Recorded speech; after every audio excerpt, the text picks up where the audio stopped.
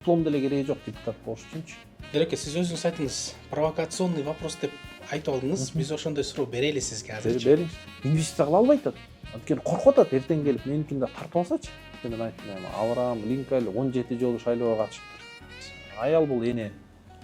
Бул бала чаканын келечегин, ден соолугун, башка маселелерди ойлойт да, эркекке биз оюбузга да келбейт ал маселечи. Биз түшүнбөйбүз да. Бир сотрудник штраф салып, ал сотрудник азыр бир кызматты иштеп, ошолордун алдында иштеп калган депутаттар азыр ошол кишиге жок, сен жаш баласың, сен мындайсың, ар кандай сөздөрдүн баарын айтып, элдерге ошол талкуу жарыяп атат да.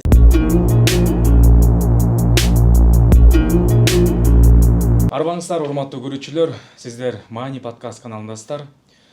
Бүгүн биздин коногубуз чоң десем да адашпайм. Бүгүн биздин коногубуз Жогорку кеңештин, ушул жакынкы эле арада тарап кеткен Жогорку кеңештин депутаты Абакиров Элдар Курманбекович. Кош келипсиздер. Саламатсыздар. Андан тышкары менин кесиптешим Эркинбеков Байел жана мен Бексултан Осмонов.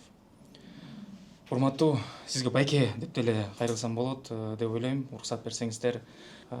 Эми биз ушул биз негизи өлкөбүз политизированныйбыз да. Анан биз баардыгыбыз ошол окуу политикке жүргөндүктөн, анан биздин өлкөбүз кичинекей болгондуктан көп кызыктуу нерселер болот. Анан ошолор боюнча да сиздерге бир уруксат берсеңиздер суроо берип коелу дегенбиз. Албетте биз мындай провокациялык суроолордон алыс болобуз. Сиздин келип бергениңизге дагы чоң ыраазымын. Анан эми ушул иштеп кеткен мөөнөттө кандай нерселер кылынды? Мисалы, мен депутаттар экиге бөлөм да. Кээ бир 90 депутатты мен жарымдан көбүн тааныбайм. Мен мисалы өтө эле ошол политикага аралашып кызыкпайм. Бирок кээде баары бир эми азыр бүгүнкү заманда Instagram баардыгы билгендиктен ушул кээ бир депутаттар чыгып ушундай бир долбоорлор чыгарып атат дегендиктен билип турабыз. Менин оюмча сиз ошол экинчи депутаттардын бирисиз. Ушул маалыматтар чыгып, ушундай долбоорлор кылынып атыптыр, мындай иштер кылынып атыптыр деп. Анан сиздин оюңуз боюнча ушул мына 1 жылдан ашык депутат болуп иштедиңиздер, ошол мөөнөттө пайдалуу иштерди кылдым деп ойлойсузбу же жетишсиз болуп калды бул мөөнөт? Саламатсыздар. Биринчиден биз саясаттабыз. Саясатчыга каалаган суроо бере бериңиздер. Провокационный деле, башкасын деле бул нормалдуу нерсе. Экинчиден бизде эл эми интернетте окуйсуң да комментарийлерди. Ушу парламент эмне кереги бар? Бул депутаттар жөн эле элдин акчасын жеп отурат.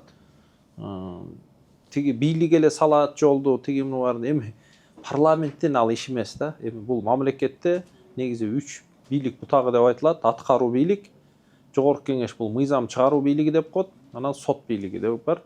То есть Жогорку кеңештин кыла турган иши эмне? 7 миллион элбиз, баарыбыз салык төлөйбүз, ортого бир чоң акча чогулат. Азыр 500-600 миллиард сом бюджет чогулат. Ошону өкмөт колдонот. Мугалимге айлык берет, жол салат, мектеп салат, жана башка. Анан ошол акчаны бюджетти кабыл алып атканда парламент кол көтөрөт. Мен ошо бюджетке макулмун же жокмун. Анан эгер ошол бюджет туура эмес колдонуп атса, парламенттен ар бир депутат оюн айтат. Мисалы, менин айылыма силер мону салыпсыңар, бирок мынча сом мурдап кетиптир. Салып аткан киши ошону текшерип койгула деши мүмкүн. То есть парламенттин ролу бул мыйзамдарды бекитет. Экинчиден ошол мыйзамдардын аткарылышын көзөмөлдөйт, жана бийликтин аткарылышын көзөмөлдөйт. Иштей турган бул бийлик. Муну эл так түшүнүш керек да. Анан жана бала бакчада эле сөздөрдү сүйлөй берет да, эмне үчүн Жогорку кеңеш жол салбайт, булар кереги жок, жана башка депчи. Бирок элдин айтымында бир чындык бар. Эгер Жогорку кеңешке келип алган адам 5 жылга келип 5 жолу сөз сүйлөбөсө, анда андай депутат эмне кереги бар деген бул чындык. Анткени депутаттын экинчи, даже биринчи деп деле коем, функциясы бул сүйлөө. Анткени парламент деген сөз парле деген француз тилинен сүйлөө деп которот. Сен ал жерде сүйлөйсүң. Сүйлөгөндө эмне сүйлөйсүң? Элдин көйгөйүн сүйлөйсүң. Мисалы мен Instagramда өзүмдүкү карадым, мен 100дөн ашык эсе сүйлөптүрмүн ошол 1,5 жылдачы. Мен бир да сөздү өзүм ойлоп тапкан жок. Эл эмне маселе менен кайрылса, мен ошону сүйлөйм. Мисалы өткөндө 2024-жылы бир 7 декабрдын башында мага кайрылып атышат. Баарыбызды АСАГА деп кыйнап атат. Бирок 1 январдан баштап айыппул сала баштайт экен. Ошол ОСАГОны тим эле койбойлу же мөөнөтүн жылдырып койбойлу деп. Эми негизи ОСАГО керек, бул нормалдуу нерсе. Сен жолдон баратып бирөөнү сүзүп алсаң, акчаң жетпесе, сенин ордуңа жана страховой компания төлөп берет да. Бул бүт дүйнөдө колдонулат. Бирок мен санасам Кыргызстанда 1.660.000 машина бар. Ошонун бир 100.000, 150.000 эле өтүптүр. То есть 1,5 миллион өтпөптүр. Анан 20-25 күндө 1,5 миллионду кантип өкмөт ОСАГО кылып берет. Эми 1,5 миллионду 20 күнгө бөлсөң, күнүнө 70-80 миң машинени страховкалаш керек. Ана дароо эле трибунадан айттым. Өкмөт туура кабыл алды да, жарым жылга жылдырды. Эми бул жөнөкөй маселе көрүнөт, бирок бул 100 миң деген адамдардын көйгөйү, убакыты, баш тартмасы десек болот. Эми ушуга окшогон нерсени депутаттар элдин көйгөйүн айтып туруш керек. Бир айылдын маселесинби, бир адамдын маселесинби, же жалпы өлкөгө чечелүү маселеби, кыскасы депутаттын ишин биз так билишибиз керек.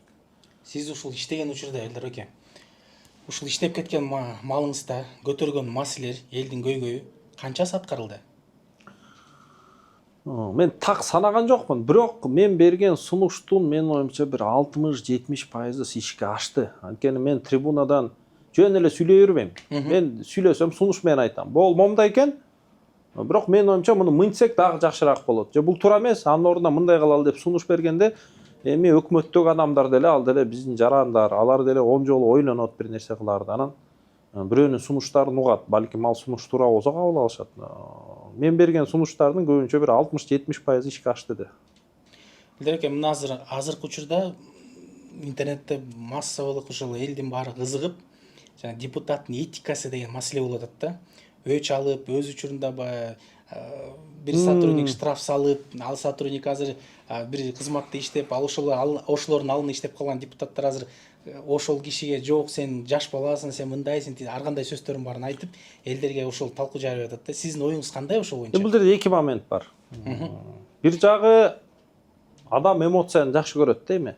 Жөн эле баары мындай скучный сүйлөй берсе, эл көргүсү келбейт андай саясатчылар. Жанан бирөө кыйкырып, бирөө каткырып, бирөө урушса, элге бул шоу да, бул кино да. Туура. Тамашалабашпы, жогорку кеңеш иштесе бизге киного да барып кереги жок депчи. Бул бир жагынан жакшы. Бул живой саясат деген сөз. Жандуу бир нерсе. Экинчи жагынан депутат болобу, башка жетекчи болобу, мэр болобу, министрлер болобу, булар элдин алдыда. Анткени аны баары көрүп турушат. Жаштар көрүп турушат, баары көрүп турат. Булар үлгү. Булар туура иш кылса, эл ушундай болуш керек дейт. Туура эмес иш кылса, биздин жаштарыбыз мен министр болуп, мен да ушундай болом деп тескери иш да кылып салышы мүмкүн. То есть ал жоопкерчиликти адам сезе билиш керек да. То есть сен эгер жакшы иш кылсаң да, жаман иш кылсаң да так билишиң керек. Бул кандай таасир этет коомго, Кыргызстандын келечегине кандай таасир этет? Элдар эке, биздин тарыхыңызды карап көргөндө сиз Казакстанда билим алып ошол жерде иш баштаган турбайсызбы? Анан мага кызык болду да, ал жерден в принципе мындай караганда жакшы эле карьера түзүп баштаптырсыз. Банковский ушундай сферада иштеп, эмне себептен кайра бияка келген болду? Мындай сурообузду тактасак, аяктан жакшы акча тапчусуз. Если Казакстандын меркасы менен банкир деген сөз аябай чоң кызматкер. Чоң акча таап атасыз, анан эмне Кыргызстанга кайра кайтарып келдиңиз деген маселе болот да. Сыртта жүргөн ар бир кыргыз эле муну билет болуш керек. Сырттан балким бутка турасың, кенен жакшы жашайсың, бирок баары Кыргызстанда кандай окуя болбосуң, жүрөгүңдө өйкөй берет да. Өзгөчө жаман окуялар болсо, мен биякта ушинтип жүрсөм, Кыргызстан ушинтип атыптыр, мен жардам тийбей атат деп, эми жеке меники ошондой болду. Анан бир күнү ошо чечим кабыл алдым, кой мен көчөйүн. Бирөөнүн жеринде султан болгучу өз жериңде ултан бол деп. Мен ойлойм, өтө туура чечим кабыл алдым. Анткени мен 12 жыл сыртка жашасам, 15 жылдан бери Кыргызстандабыз, бир топ эле иш кылдык менин оюмчачы. Өзүбүз кыйратып ийбесек дагы башкаларга үлгү көрсөтүп, жок дегенде ошол бир ролду ойноп атабыз деп ойлойм да. Сиз ошо 12 жыл ошол жакта жашап, үй бүлөңүздү куруп, оокатыңыздын баарын ошактан түзүп, анан бияка келгенге кыйын болгон жокпу сизге? Эми мага кыйын болгон жок, анткени мен Казакстанда мен жеке бизнесим бар болчу. Мындай айтканда оокат жагынан кыйналган жокмун. Ал жакта тапкан акчаларды четинен инвестиция кылып бул жерден деле биз ошол бизнес кылып аттык. 10-15-20 жылга жакын бизнес кылып жүрөбүз, азыр деле кылып жүрөбүз.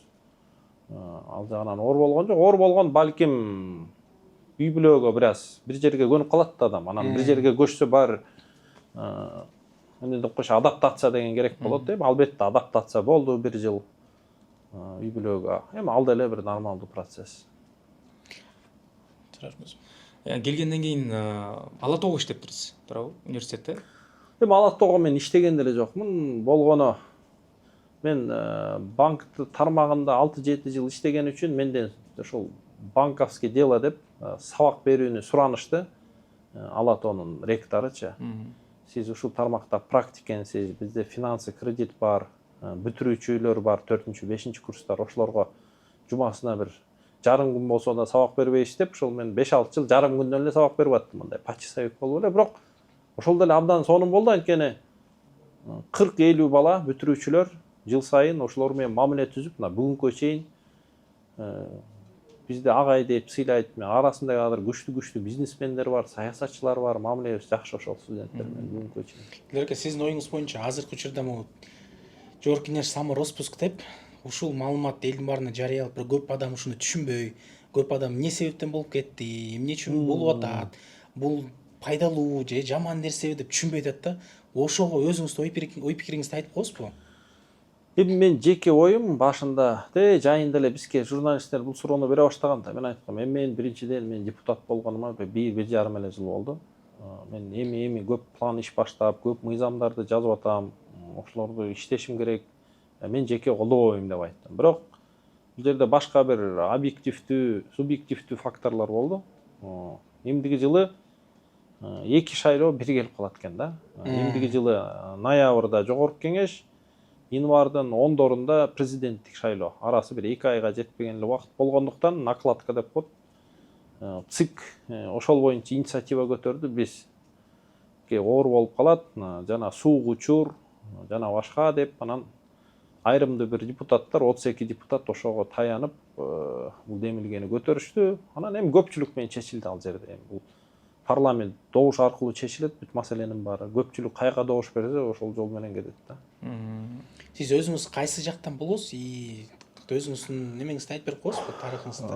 Кантип келдиңиз эле ушул саясат маселеге, бизнеске кантип келдиңиз? Мен Караколдо төрөлүп өскөм.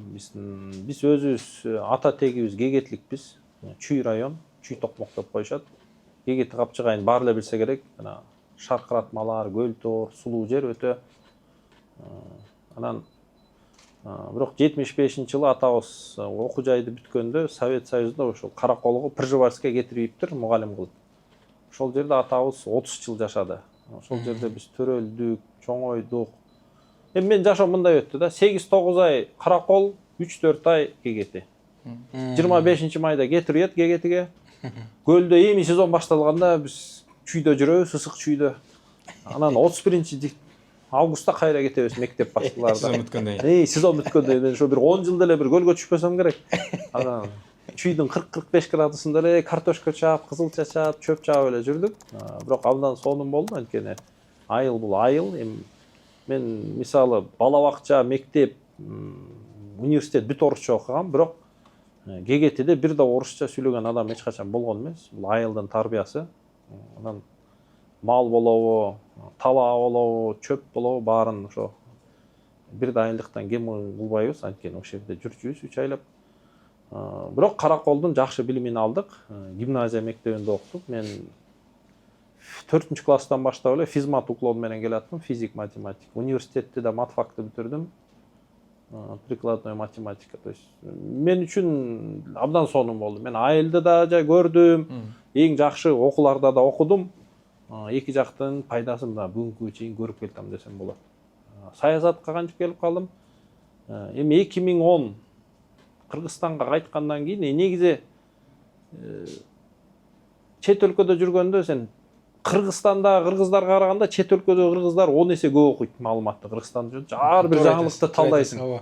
Акипресске ар бир маалымат чыкса, бул эмне, мунун аркасында эмне бар? Туура айтасыз. Жана күнүмдүк отчетто окуп, бүгүн эмне болуп кетти деп.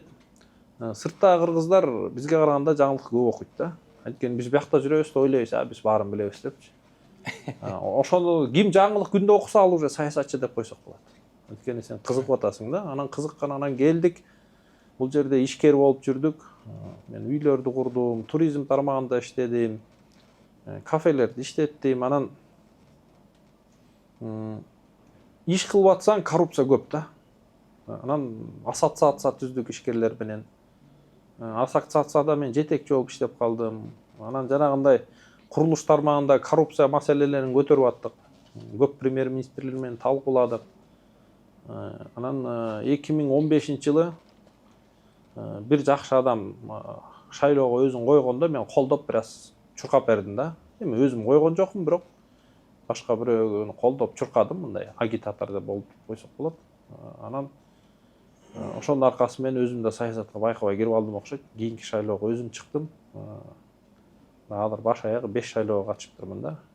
3 жогорку кеңеш, 2 жергиликтүү кеңеш, бир президенттик шайлоого катыштым да. Дареке, сиз теманы көтөрүп кеттиңиз, жана мен үй салгам депчи.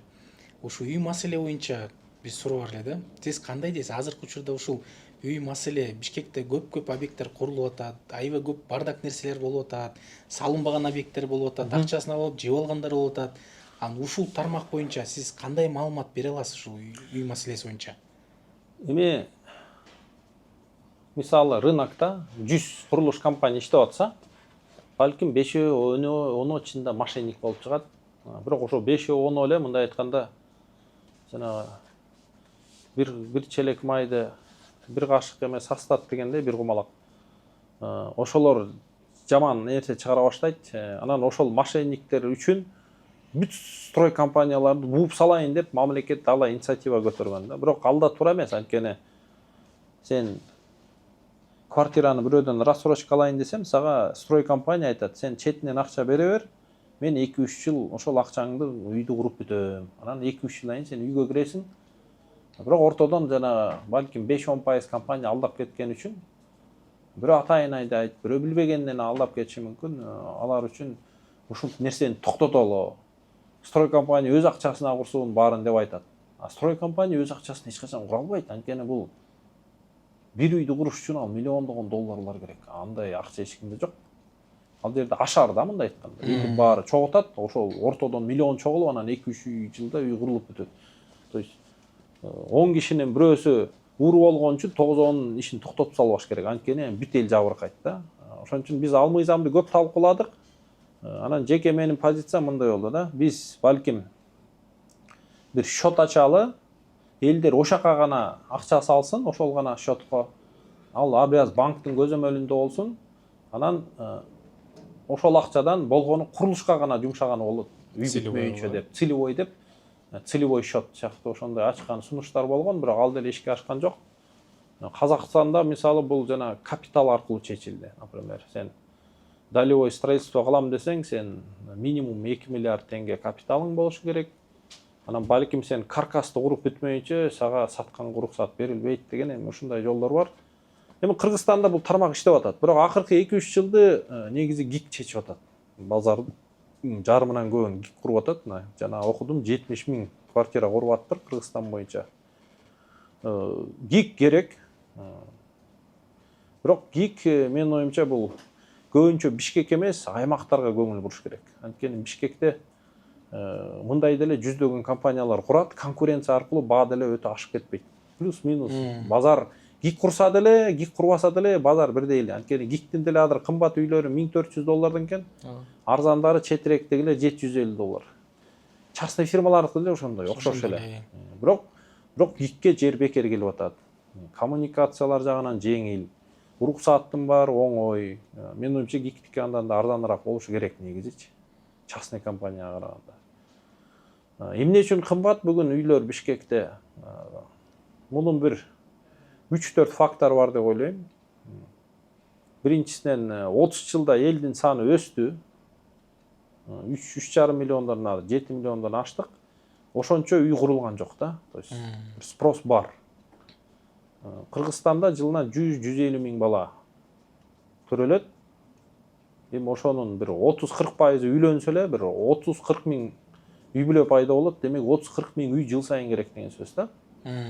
Бул акыркы 10-15 жылдан бери келаткан тренд да. 30-40 миң квартира курулбайт жылына. Гиктеле 70 миң дегени менен ал 70 миң 2-3 жылда курулат да. Бул бир фактор. Экинчи фактор, акыркы 2 жыл Россия Украина болуп, жана мобилизация болуп, бияка көптөгөн кишилер кайтты. Анан Индия, Пакистандан көп кишилер келди, 10 миң деген кишилер. Студенттер, мигранттар, жумушчулар. Үчүнчүдөн азыркы 1 жыл, 2 жыл эми баары эле байкап атса да көчөдө Кытай көп, Корей көп. Демек, алардын экономикасында бир кандайдыр бир потолок болду окшойт бизнес жагынан. Анан алар өзүнүн капиталдарына башка жерлерди издеп бизге да келип атышат. Анткени жеке менин бир эжем, анан 1-2 досумдун үйлөрүн Кытайдар сатып алды. Бул да чоң инвестиция. Бирөөнүн $80 миң, бирөөнүн $150 миң. Бул чоң акча келип атат. Анан ошонун баары биригип үйдүн да жердин баасын көтөрүп салды окшойт. Жаңы эле мен жаңылыктан окудум. Мен 8 сотка жер сатып алам, бир 200 квадрат үй менен $800 миң сатып алганга даярмын дейт да. Эме жактан дейт. Американский посольство жактан дейт. То есть акча бар, инвесторлор бар. Үйдүн курулушунун темпи жетишпейт. Ошон үчүн мен депутат катары сунуш бердим биздин мэриягачы. Эми мындай, Кыргызстан Бишкекте эң кымбат жерде азыр соткаң $100-150 миң чыгып кетти. Биз мындай айтканда мамлекет эмне кылыш керек? Бийлик башка жерге дагы центр куруш керек. Туура айтасыз. Чоюш керек шаардычы. Ошо бир сунушум ошол тетиги соклук тарапка бир чоюш керек, бир кант тарапка мамлекет эмне кылыш керек? Болгону бир парк, бульвар сыяктуу жер куруп, бактарак тигип, анан ошол жерден мүмкүн жанагы Азия Молл, театр, кинотеатр, балким башка бир маданият объекттерин куруп баштап койсо уюткусун. Тегерегине уже үйлөр курула баштайт. Ошондо бияктагы баа автоматически 1-2 эсе, 3 эсе арзандайт. Анткени жакка кетет. Бирок аяка ошол эле кайра мектеп керек болот, университет керек болот, бала бакча керек болот. Кыскасы, эл көбөйүп атса, кеңейтиш керек жерди. Болгону ошол. Ошондо биз бир аз бааны түшүрөбүз деп ойлойм да. Сиз министрдин орун басары болгонсуз убагында. Ошол бизнесте жүрүп, анан мугалим болуп жүрүп, резко орун басары болуп турсуз да. Ошол кандай болуп орун басары болуп калдыңыз эле? Мен бир депутатты колдогом деп атпайм, шайлоодончу. Ал ошо СДПК партиясы болчу 2015-жылы. Анан ошол партиядан мага сунуш келди. Сен и так эле ошол экономика тармагында ассоциациянын жетектейт экенсиң, көптөгөн көйгөйдү билет экенсиң. Кааласаң ошо экономика тармагына келип иштеп бербейсиңби деп ошол бийликтен сунуш болду. Анан мен сунушту кабыл алып, ошондо зам министр экономика болуп 3 жыл иштеп бердим. Кыйналган жокпуз, анткени мугалим деген бул көп сүйлөгөн адам. Анан мен экономика, финансы билимим болгон, математика ал менин тармагым. Анан ишкерликти да жакшы билгендиктен мага экономика эч кандай оордук келтирген жок. Болгону бул мамлекеттик кызматтын өзүнүн бир этикасы бар. Ошого бир аз көңгөнгө убакыт кетти, болгону ошол эле. Ошол мөөнөттө пайдалуу нерселерди кылдым, реформа кыла алдым деп ойлойсузбу? Эми бир катуу реформа кылыйды деп дегенден алыспын, бирок көп эле нерсени иштедик. Евро биримдик менен жаңы соода экономика келишимин түздүк. Например, ошол кезде государственный частный партнерствонун жаңы мыйзамын мен демилгеледим. Азыр жана мигранттарга 1+1 деген бир проекти болду, демилгелегем. Мына азыр центр государственный частный партнерствону мен ачкам. Кыргыз экспорттагы мен демилген болгон. Көптөгөн институттарды ачтык. Ошонун баары эле иштеп атат. Көптөгөн долбоорлорду ишке ашырып атышат. Дереке, сиз өзүңүз айтыңыз, провокационный вопрос деп айтып алдыңыз. Биз ошондой суроо берели сизге азырчы. Бериңиз. Өткөндө сиз жөнүндө мындай маалымат жетти. Ушул киши деген атайын велосипед менен жүрөт экен деп бир ушундай бир маалымат жетти бизгечи. Ошол чынбы, чын эмеспи? Же жөн эле пиарбы бул сиз тараптан? Же действительно ошол велосипед менен жүрүшүсүзбү? Кандай ошол маселени айтып берип коңузчу бизге? Эми велосипед ата-энем бизге сонун тарбия берди, сонун жерлерге окутту, бирок велосипед сатып бере койгондой кезинде. Бул жанагы баланын ишке ашпай калган кыялы деп койсок болот да, өзүмө сонун велосипед сатып алгам. Анан эми биз 40тан аштык, мына 44-45ке келип калдык. 40тан кийин негизи адам эки жакка барат экен, же больницага барат экен, же спортзалга барат экен да. Анан биз спортзалды тандадык. Анан ошо 1-2 жылдан бери триатлон кылып жүрөбүз. Мен азыр велосипедти мындай супер профессионалдуу деңгээлде болбосо да, мындай 40-50 километр жөн эле тебем да. Кечээ аркы эле соревнованияга катыштым. 1 саат 15 мүнөттө 40 километр жүрүп койдум да. Сиз үчүн машинеден көрө велосипед менен барып мен машинеге караганда мен жумушка велосипед менен тез келем да. Пробка жок. Сен айткандай. Эми бир гана маселе, биз Кыргызстандын климаты татаал да, жай өтө ысык кетет, кыш өтө сууп кетет. Ошон үчүн жаз күз сонун тепкенгечи. Жайында тебиш кыйын, анткени жумушка мындай тер агып барасың. Кышында тоң ооруп каласың да ошол. Жаз менен күздө мен велосипед менен жүргөнгө аракет кылам. Ошондо сиз чынбы чын эмес ошо жумушка велосипед менен барчумун деген нерсе? Барчумун, азыр деле барам кээ бирде. Эгер мындай андан ары машина менен токмок кеминге кеч керек болбосо, анда велосипед менен барганга аракет кылам. Мен машина менен 30-40 мүнөттө барам да. Велосипед менен 25 мүнөттө кирип барам. Реформа жөнүндө азыр мен айтып кетпедимби? Ошо сиз оюңуз боюнча, мисалы азыр бизде бүгүнкү күндө министрлердин кээ бирөөлөр реформа кылганга аракет кылат, кандайдыр мындай кардинальный изменениялар кылганга. Кээ бир министрлер бар, мындай бир калыпта эле иш алып барат да. Сиздин оюңуз боюнча ушул кандай негизи туура? Реформаларды кылыппы же болбосо мындай эле бир темп менен эле акырын кеткенби? Эми заманга, абалга жараша да. Мисалы, сиздин үйүңүз жок, үй салыш керек. Эми үйдү 10 жыл салбайсың да, мүмкүнчүлүгүң болсо бир жарым жылда эле салып кирип жашаш керек да. Акыркы 3-4 жылда мамлекет көп акча коротtu инфраструктурага. Жолдорго, ГИКтин үйлөрү мындай Кыргызстан тарыхында болгон эмес чындыгында. Бул туура, анткени чындыгында эле муктаждык бар. 1000 10 миң деген үй бүлөлөргө үй керек. Азыр 70 миң үй салып аткан күнү деле кезекте 30-40 миң киши турат дагы элечи. Маселе дагы эле чечилбейли. Биз былтыр бюджеттен 12 миллиард сом ГИКке бөлүп бергенбиз. Анан Саудовский фонддон 80 миллион доллар кредит алганбыз. Анан дагы алынып атат. Ушул чоң акча бюджеттен салынып атат. Бирок үй тез салынып атат. Анын кредитин 20-25 жылда эл жабат. Биз айтканда бүгүнкү бюджет менен эртеңки келе турган акчаны каржылап атабыз, бирок элдер бул кредитти жабыш керек да. Ошол эле Саудовский фонддон 80 миллион доллар карызга алдык, муну кайра бериш керек. Муну үйдү сатып алган киши акырын жабат ай сайын, анан кредит жабыла берет. Быйыл 9 айда кредитке 50 миллиард сом берипбиз. Эмдиги жылы андан да көп болот деп атат. Акыркы негизи 3-4 жыл абдан чоң суммалар төлөнөт да кредиттергечи, мамлекеттик карыздарга. Бирок үй керек да, үйгө бүгүн жашаш керек да. Ошон үчүн бул туура эле кадам, бирок ошол үйдү сатып алган адамга биз 20-25 жыл киреше булагын түзүп бериш керек мамлекет катары. Жумуш ордун болобу. Демек биз эң сонун инвест климатка ээ болушубуз керек. Ошонун үстүнөн иштеш керек. Ошон үчүн мен могу жогорку кеңеш тарап атканда эң акыркы демилген мыйзамы Мунапыс. Мунапыс деген эмне? Эми Кыргызстан Совет доорунда жашаганда 100% мүлк бүт мамлекеттик болчу. Анан Совет Союз кулаганда бүт мамлекеттик имараттар жеке менчикке өттү. Бүт болбосо да бир 90% өттү да. Анан балким кээ бирлер мыйзамды өттү, кээ бирлер мыйзамсыз өттү. Эми ал көп иш болду. Эми анда мен деле мектепте окушумун, мен деле билбейм эмне болгонун. Силер бала бакчага барсаңар керек ал кездечи. Же балким жаңы төрөлсөңөр керек, билбейм. Анан силер барып, же мен барып бир мүлк сатып алып атам. Москвага барып 5-10 жыл иштеп, мигрант болуп, 100 миң доллар токтоп, бир цех сатып алып, эми иш кылайын десем, күч органдар келип кечирип кой. 95-жылы бул цех туура эмес приватизация болуп, бул мамлекет өтөт деп алып атат. Бул туура эмес, мен ойлойм. Бул анткени бул адамда күнөө жок. Бул таза адал акчасына сатып алып, буга мамлекет тийишпеш керек.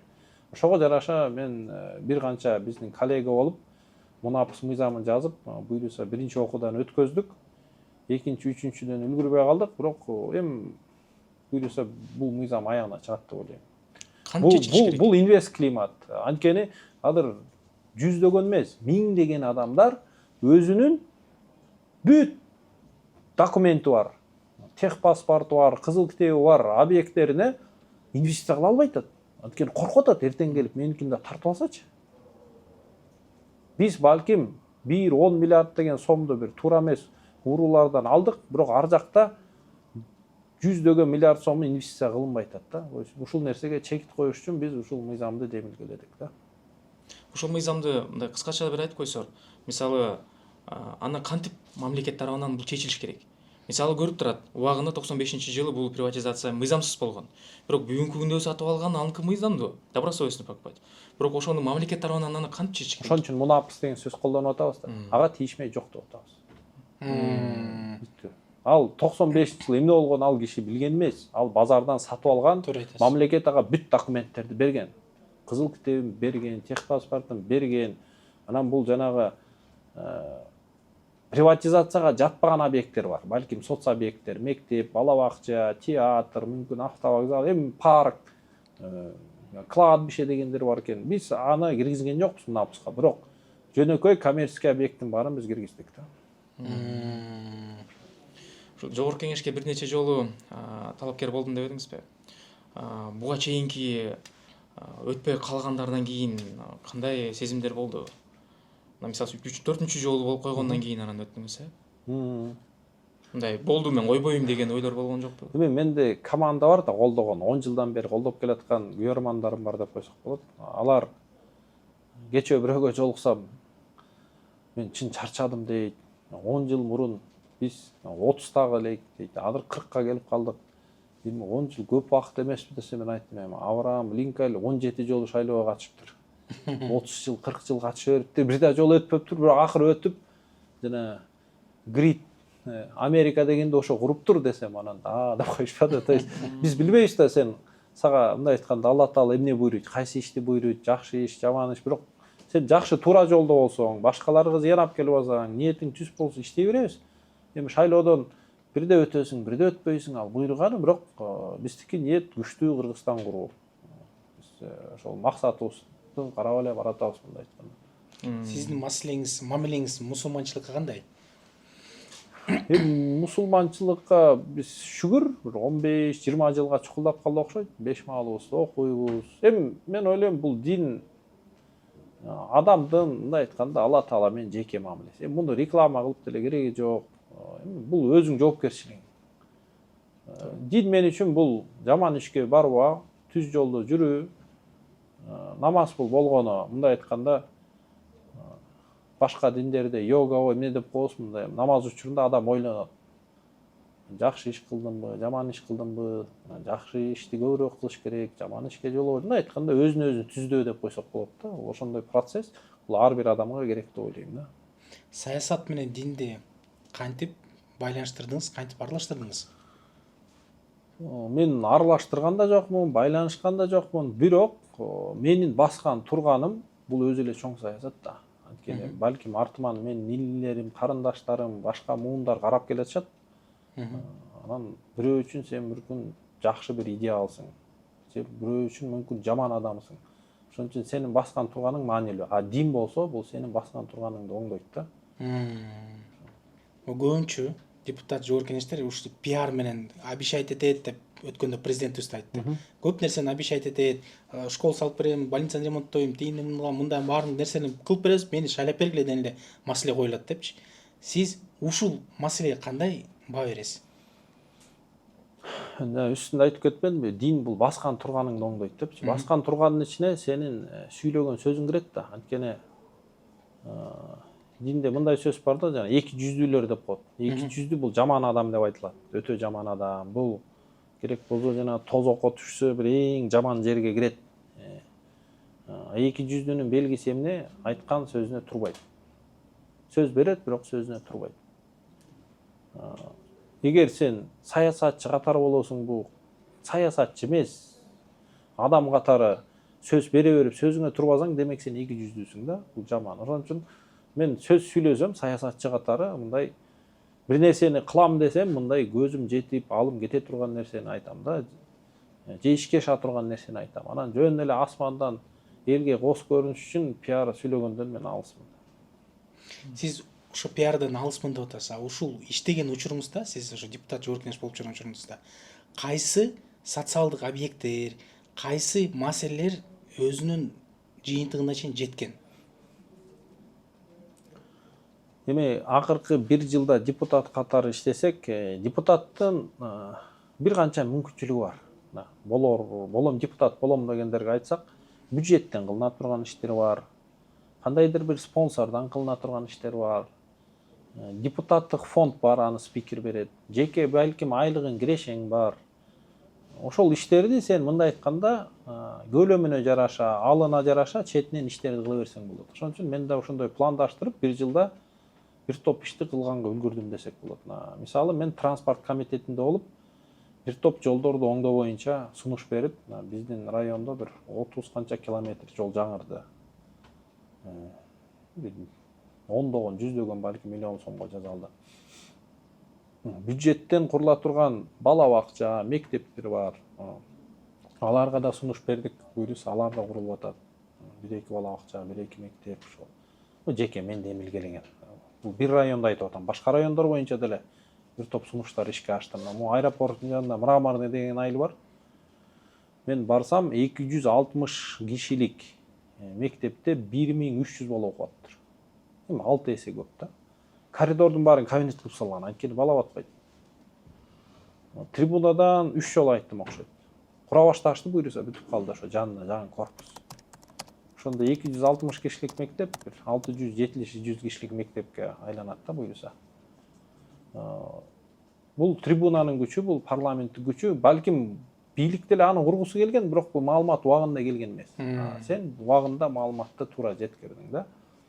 Анан жеке өзүм акчаман жана спикердин фонду деп коебуз, парламенттин фондунан бир 3-4 айылга жанагындай детский площадкаларды куруп бердик. Анткени кээ бир айылда балдар көп, жүздөгөн аңырайып эле турат, ортодо бир площадка керек. Кичинекей балдар ойнош керек да бир жерге. Ошол эле жөнөкөй качеля, селкинчек, горка деп коебуз. Мектептин көбүндө бизде заманбап акылдуу такталар жок. Баш аягы 10-11 мектепке акылдуу такта бердик. Кээ бир мектептерге китептерин жаңырттык. Кээ бир мектептерге бюджеттен жана жеке чөнтөктөн анча-мынча компьютерин жаңыртып бердик. Эми көп эле иш кылдык. Анан анча-мынча спонсорлордун күчү менен 30 километрге жакын таза суу түтүктөрүн тарттык. 7-8 айылдын сууларын жаңырттык. Анткени эски суулар азбесте 60-70 жыл мурун салынган азбест трубалар, алар ортосунан жарылып, лай суу ичип калган айылдар бар да. Ошолорду бүт жаңыртып бердик. Албетте, ал жалгыз эмеспиз. Биз демилге көтөрдүк, бирөө спонсор болду. Айылдын жана муниципалдык ишканасы экскаватор берип казды. Балким эл анча-мынча соляркага акча чоготту. Бул мындай айтканда жамааттык иштер болду.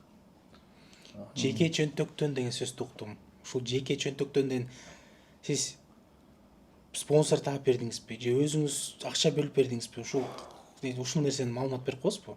Эми алыма жараша. Эгер балким бир жерде бир миллион сомдук иш болсо, балким 900 миң сомду бирөөдөн табасың, 100 миң сом жетпей калса, депутаттын айлыгын эле ошого салып коебуз. Эми мисалы жана элдер айтып атпайбы? Бул депутаттарды багы эмне кереги бар?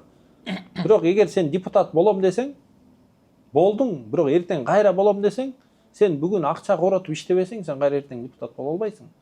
То есть жана сен тапкан айлыгың ошонун керек болсо эки эсе деле ай сайын ошол акча кетет, жетпей деле калат. Мен элге мындай ишенимдүү айтам, ал элден келген акча элге эле кайтты. Даже андан эки эсе сайтты деп деле койсоң. Айрымдар айтат, бүгүнкү ушул акыркы созувдагы жогорку кеңеш нотариус гана болгон деп. Ошо көз карасыңыз кандай? Эми мен элге таң калам да. Референдум деген болгон, конституцияга боло алганбыз. Азыр 70-80% бийлик президентте. Аны эл өзү барып добуш берген. 70-80% колдогон. Анан кечөө сен өзүң полномочиянын баарын аяка берип койгондон кийин анан келип сен бүгүн нотариус эми чындыгында мурунку жогорку кеңешке караганда азыркы жогорку кеңештин полномочиясы кыйла эле төмөн. Мурун өкмөттү жогорку кеңеш бекитчи. Бул министр жумуштан кет десе кетчи министр, премьерди кет десе кет. Азыр айта албайт. Азыр балким министрдин иштегени жакпайт. элге, балким жогорку кеңешке айтасың, эчтеке кыла албайсың, аны президент чечим кабыл алат. Кааласа калтырат, кааласа кетирет. Жогорку кеңеш болгону өзүнүн позициясын гана билдире алат. Жогорку кеңеш бир мыйзамды кабыл алат, президент макул болбосо кол койбой коет, мыйзам өтпөй калат. Бюджетти жогорку кеңеш бекитем дебейт, бирок жогорку кеңеште дагы мындай айтканда 70-80 балким андан да көп пайыз бийликти колдогон адамдар болгондо албетте ал бийлик кандай десе ошондой болот да. Мунун баарын эске алыш керек да. Анан жалпысынан балким нотариус сыяктуу болуп калды. Бирок ал деле элдин чечими болду. Андай болсо, мен бир комментарийден көргөм да бир өңкүн. Анда жогорку кеңештин эмне кереги бар деген. Эми мындай да. Бу жерге 3 адам биз ортого акча чогулттук дагы. Анан тияктан 4-нчү адамга берип койдук. Ушул акчаны барып коротуп келчи дейбиз. Эми кичинекей акча болсо, ал кишини жакшы таанысак маселе эмес. Бирок ортодо бир 500-600 миллиард сом болсо, бирөө барып жок дегенде карап коюш керек да, каякка коротуп атат.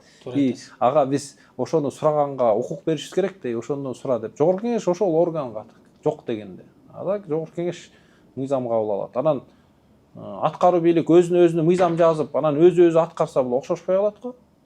Анда мындай айтканда мамлекет деген атыбыз деле калбай калат да. Өткөндө бир адамдан уктум. Депутат боло турган моментте адам киши бүт нерсени обещать этет дейт. Болгондон кийин унутулат дейт. Анан менде мындай суроо сизге. Депутат боло электе, анан депутат болгондон кийин эмнеңиз өзгөрүлдү? Ошол благотворительность маселе, ошол эле элге жардам берген маселеңиз кандай өзгөрүлдү ошол жумушка тургандан кийин жумушка чейинки маселеңиз? Эми жалпы позициям өзгөргөн жок. Мен жеке ишкер катары деле ар дайым мындай колдон келишинче жардам берүүгө аракет кылам. Аны мен тааныган балдар бар, айылдыктар деле, башка региондогулар деле билет. Биз топ эле иш кылдык. Бирок депутат катары сенин статусуң бар. Сен кылган жардамды ондоп эселеп чоңойтсоң болот экен. Аны көрдүк да, кылдык дагы десек болот. Болгон ошол. Анан депутат катары негизги мындай да. Былтыр 3 адам Нобелевский лауреат болду, 3 тең экономист. Бул Жарем Ажемоглу, бул Джеймс Робинсон и 3-чүсүнүн атын унутуп калдым. 3 тең 3 китеп жазышты. Эмне үчүн бир өлкөлөр бай жана кедей, эмне үчүн качан өлкө өнүгөт же узкий коридор деп коет, жана ички коридор деп коесузбу. Анан 3-чү китеп бийлик жана өнүгүү, власть и прогресс. Ушул китептердин баары изилдеп, баары добуш берди. Ушул сонун китептер чындыгында эмне үчүн өлкө өнүгөт же өнүкпөйт экенин жакшы айтып беришти деп, ошолордун Нобелевский сыйлык беришти ошол авторлорго. Ал китепте эмне деп жалпырат? Негизги маанилүү эки нерсе бар ал жерде. Биринчиси, толук бийлик бир адамда же бир группада болбош керек. Ал бийликти ар дайым эмне иш кылып аткан деп сурап турган адамдар болуш керек, институттар. Ошол эле парламент, ошол эле жергиликтүү кеңеш, ошол эле журналисттер бул болуш керек дейт. Ансыз туруктуу өнүгүү болбойт. Балким убактылуу өнүгүү болот, бирок кайра катуулайсың. Мисал катары Германияны айтып кетсе болот. Гитлерге эбегейсиз бийлик берип койгон, бирок Экинчи дүйнөлүк согуштан эмне болду? Германияга экиге бөлүнүп жок болуп кете баштады. Наполеонду көп мактайт, бирок Наполеондун өткөндө Шарль де Голль деген саясатчысы болгон президент. Ал жаман көрөт экен Наполеонду. Анан китебинде окудум да, эмнеге десем, көрсөң Наполеонго чейин Франция күчтүү болуптур, а Наполеондон кийинки Франция бир канча эсе асайып кетиптир. Анткени ал жеңилип калгандан кийин өлкөнү кесип алышты да, башка өлкөлөрчү. То есть бул абсолюттук бийлик акыры элге, өлкөгө бул жакшылык алып келбейт. Ошон үчүн аны баланс кылган ошондой институттар болуш керек деп, бул биринчи эме десек болот, сунуш авторлордон. Экинчи сунуш, бийликтен ар дайым баланс кыла турган жанагы институттар тынбай суроо талап коюп туруш керек дейт. Мисалы, биздин өлкөдө деле президенти сунуш кылып атат, давайте ГИКтин үйлөрүн кылары, тиги бу, мына 70 000 квартира сонун. Бирок ошо 70 000 квартиранын 70 000 үй бүлө сатып алып, 20-25 жыл кредитин жабыш керек. Ошо 20-25 жылга мунун жумушун кантип камсыздайбыз? Ошончо жумуш ордун түзө алдыкпы? Ошо кредиттерди жаба алабы же жаба албай эртең Жапонияда көптөгөн өлкөдө ошондой ипотечный пузырьлер болуп экономика кулап кеткен. Кредиттер жаба албай алган. Ошондойго туш келип калбайбызбы деп суроо берип, параллелдүү түрдө ошо 70 000 адамга биз жумуш орун түзүп, киреше булагын түзгөн күлүшүш керек. Аны үчүн бир топ сунуштарды бериш керек. Ошол эле жеке мүлктү коргоо, жана башка узак мөөнөттүү кредиттер, технологияларды алып келүү, кадрларды окутуу, канчадаган колледж, училищелер бар Кыргызстанда. Көбү заманга жооп бербейт. Элементарный ремонт жок. Мугалимдердин айлыгы өтө төмөн. Ошол эле жөнөкөй сантехник, слесарь деле жакшы заманга жараша окута албайт, башкасын айтпай эле коеюн. То есть биягын кылып атсак, биягын дагы кетишибиз керек. Эми кыскасы айтканда, любой иш кылып атканда бийлик бул ортодогу акчаны колдонуп, эл берген укук күчтү колдонуп аткан үчүн бирөө ар дайым сунуштарды берип туруш керек. Жакшы болуп атат, туура. Мунун чеки болуп калды, муну ким эле коелу же муну оңдойлу деп ошондой дискуссия, баланс болуп турса, туруктуу өнүгүү болот деп жана Нобель лауреаттар китептеринде жазып атат. Алар өзүлөрү ойлоп тапкан жок, алар жүздөгөн өлкөлөрдү анализдептир. Кайсы өлкө өнүгүп кетти, кайсы өлкө банкрот болуп кетти жана башка. Сиз парламентаризмди колдойсузбу? Ушундай бардыгы парламент аркылуу чечилгендей же абсолютно ылайсызбы? Ал деле нерсе. Мен акылды колдойм, акыл менен иш кылганды колдойм. Ошо китепте жазылып турат. Парламенттик өлкөлөрдө өнүгүү жай болот дейт. Бирок туруктуу. Тоталитардык, авторитардык өлкөлөрдө өнүгүү балким тез болот дейт. Бирок андан да эки эсе тез кулап кетиши мүмкүн деп бир канча өлкөнүн мисалын келтирип атат. То есть с этой точки зрения мындай айтканда мен парламенттикти колдойм. Эгер туура пикирлер келсе. Бирок парламенттик вариантта деле кээ бирде тупик болуп калат, саясийчи. Мындай айтканда, ал жерде жаман болуп кетпейт, бирок өнүгүүдө болуп кетпейт да. Тез өнүгүү болгон кезде бийлик тез кыймылдап, эл колдосо бул да сонун. Бирок аша чаап баш кетпейт. Аша чаап кетсе, кийин андан эки эсе кулап кетесиң. Сизге мындай суроо берсем дегем да. Сиз өткөндө бир маселе көтөрүп турсуз, именно жанагы Орусия мамлекетинен, Абхазия келген машинелер боюнча маселени талкуулап турсуз. Ошо жогорку кеңеште суроогун узартып берели, булардын маселеси, акча маселеси азыраак көбүрөөк болуп атат, азайталы, экерсе азайтып берели деп. Бирок мен өткөндө бирөөдөн бир иштен ушундай комментарий уктум да. Бул несправедливо дейт да. Биз растаможка кылып машина алып келип атабыз, бул адамдар деген жөн эле алып келип атып, төлөп туруп эле киргизип атат. Ошо оюңузду кандай дейсиз? Биз Евразиялык биримдиктебиз. Бул машинелер растаможкадан өткөн.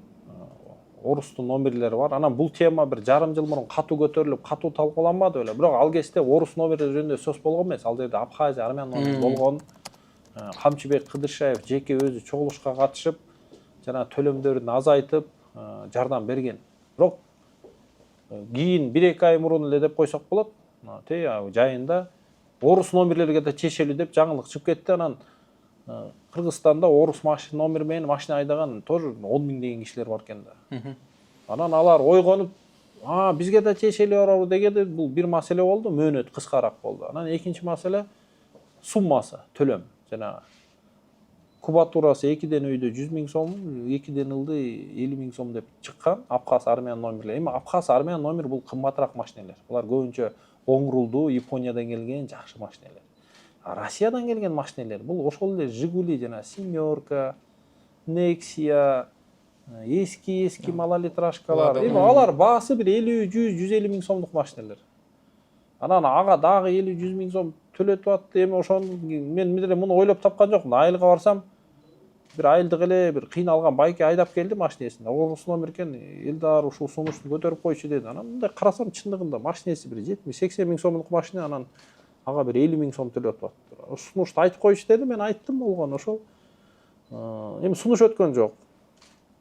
Бирок азыр деле министрлик менен жазышып атам.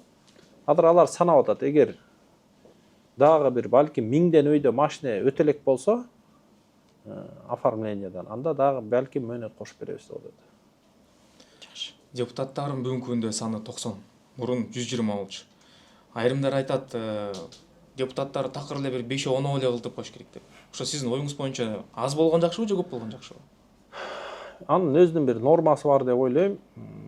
Мисалы Арменияда 3-4 миллион адам жашайт. Бир 120-130 депутат бар. Кыскасы бизге окшогон өлкөлөргө 7-8 миллиондук өлкөлөргө бир 100-150 депутат туура келет деп ойлойм. Жана орустарда макал бар го, одна голова хорошо, две лучше депчи. Эртең бир срочный чечимдер болуп, бир 10 депутаттан макулдук алыш бул оп-оңой да. 100 депутаттан макулдук алыш талкуу керек болот. Анан мындай айтканда чечим бышып, балким чийки туура эмес чечимдер кабыл алынбайт. Бул 100 депутат эми бул асмандан түшкөн адамдар эмес да, бул эл добуш берген. Биздин сөзүбүз ошол жака жеткир. Биздин кызыкчылыктарыбызды ошол жерден айтып тур. Биздин эмебизди унутпа, муктаждыктарыбызды деген адамдар ошого добуш берет. Бул ошолордун өкүлү. Анан бул өлкөнүн классикалык түрдө туруктуу, бекем өлкөнүн болушунун бир фактору десек болот, критерийи. Муну эске алыш керек да. Анан жалгыз эле Кыргыз акылдуу эмес да. Дүйнөдө 200дөгөн өлкө бар. Анан миңдеген өлкөлөр болуп жок болуп кеткен. Балким кайсы бир өлкөлөр убагында кеңешпей үчүн, чийки чечимдер үчүн жок болуп кеткен. Биз андай өлкөлөргө жатпашыбыз керек да. Биз күчтүү, классикалык, бардык институттар бар. Мындай айтканда толук кандуу күчтүү өлкө болушубуз керек да. Ошон үчүн мен ойлойм бир 90 деле болот, 100-120 деле болот.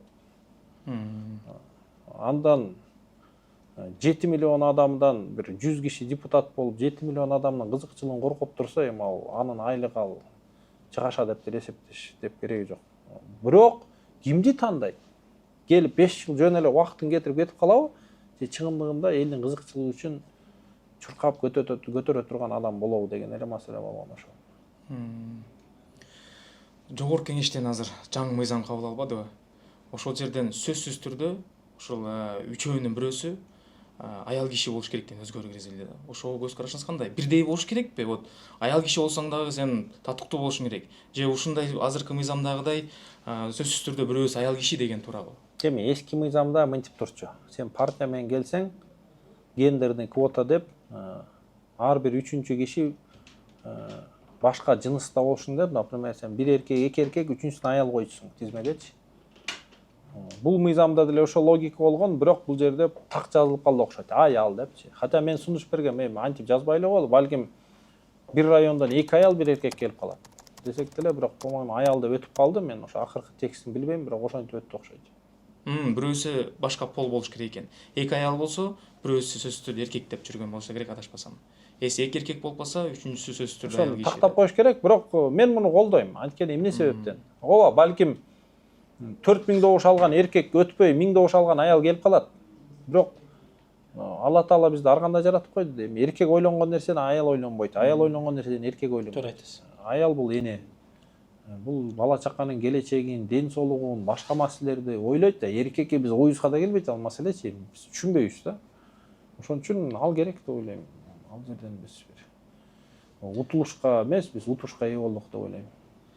Жогорку кеңешке ар бир ушул шайлоо болгон сайын блогерлер, же болбосо ырчылар, спортсмендер барганга аракет кылат да. Же болбосо анан ошого негизи юрист эмес, экономист эмес адамдар ошол кандидат депутат болом дегенге кандай карайсыз? Азыр мурун негизи мындай талап жок болчу да, диплому болсун дегенчи, ал кийин пайда болду. Мен жеке оюм, диплом деле кереги жок депутат болуш үчүнчү. Депутат деген ким? Бул мамлекет кызматкер эмес. Бул элдин үнүн жеткирген адам, элдин муктаждыктарын түшүнгөн адам. Кээ бир адамдын 10 диплому бар болуп деле, бир диплому жок адамдай деңгээли жок.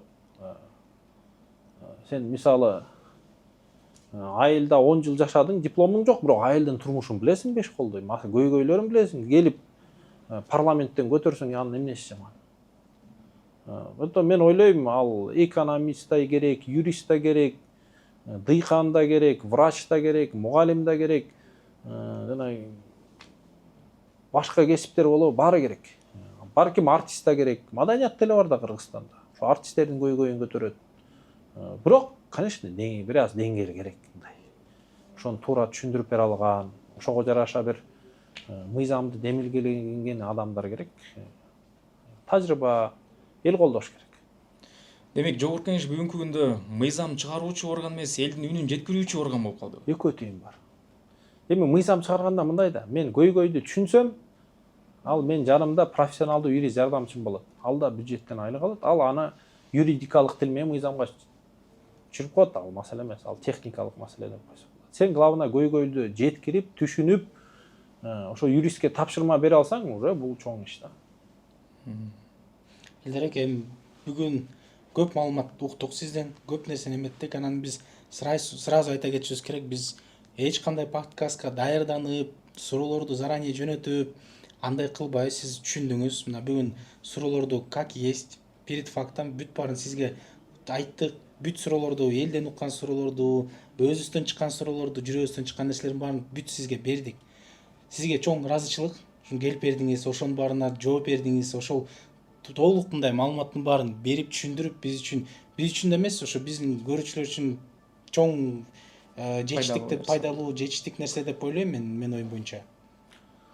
Силерге да ийгилик. Эми мен ойлойм, мен муну силер үчүн же мен үчүн кылган жок, муну биз Кыргызстан үчүн, кыргыз эли үчүн, жаштар үчүн түшүндүрүп атабыз. Ушунун баарын билгиле, анткени күчтүү Кыргызстан үчүн күчтүү, билимдүү муундар керек. Анан 7 миллион киши болсо, 7 миллион баатыр болсун, баары билимдүү болсун, баары депутатка татыктуу болсун, бирок ар бирөө өз ишин так билсин. Биз түшүндүрөлү. Анан кайсы бир подкастка мага алдын ала суроо даярдап чакырса, чын айтсам мага кызыксыз. Болгондой түшүндүрсөк бул жакшы да. Туура. Силерге Сизге рахмат, ийгилик каалайбыз.